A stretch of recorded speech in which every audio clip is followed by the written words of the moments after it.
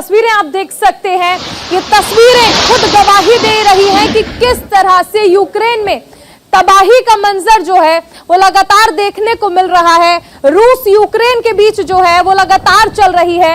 रूस ने सूमी में भीषण तबाही मचा दी है। सूमी में एक गोदाम में भीषण आग भी लग गई है। देखिए, लगातार तबाही की जो तस्वीरें हैं वो यूक्रेन से सामने आ रही है और इन तस्वीरों को देखकर आप समझ सकते हैं कि तबाही का आलम वहां पर किस तरह से नजर आ रहा है, किस तरह से वहां पर शहर के शहर खंडर में तब्दील हो चुके हैं।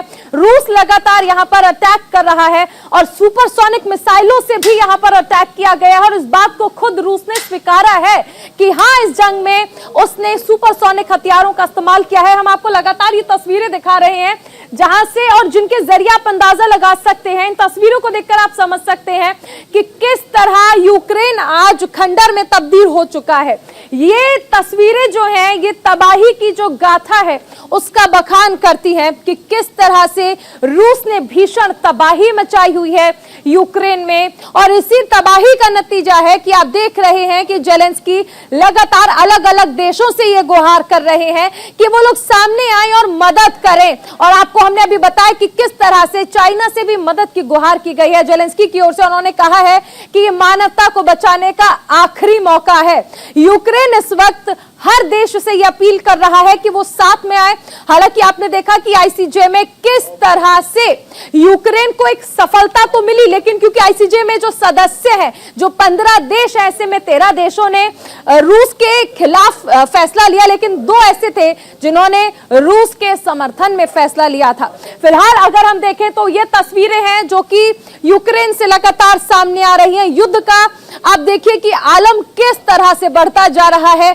और अब आपको याद होगा कि किस तरह कल अमेरिका ने भी पल्ला झाड़ लिया और कहा कि जिस तरह से हालात बद से बदतर होते जा रहे हैं, ऐसे में दुनिया नहीं चाहेगी कि 2 सबसे बड़ी परमाणु ताकतें आमने सामने आए।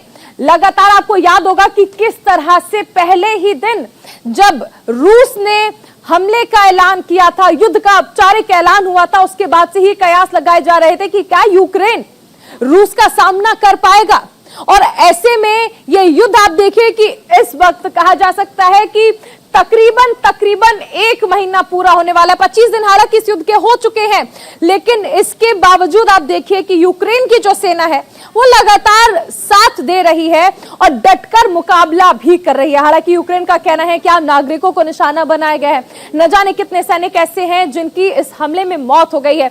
ऐसी तस्वीरें लगातार यूक्रेन से सामने आ रही हैं, लेकिन रूस अभी भी पीछे हटने को तैयार नहीं है। अलग अलग बातें भी हमने इस युद्ध में देखी कि किस तरह से रूस पर आर्थिक प्रतिबंध लगाए गए, लेकिन इन प्रतिबंध के बावजूद पुतिन पर कोई असर पड़ता नजर नहीं आ रहा है। पुतिन लगातार इस जंग को आखिरी अंजाम तक पहुंचाना चाहते हैं।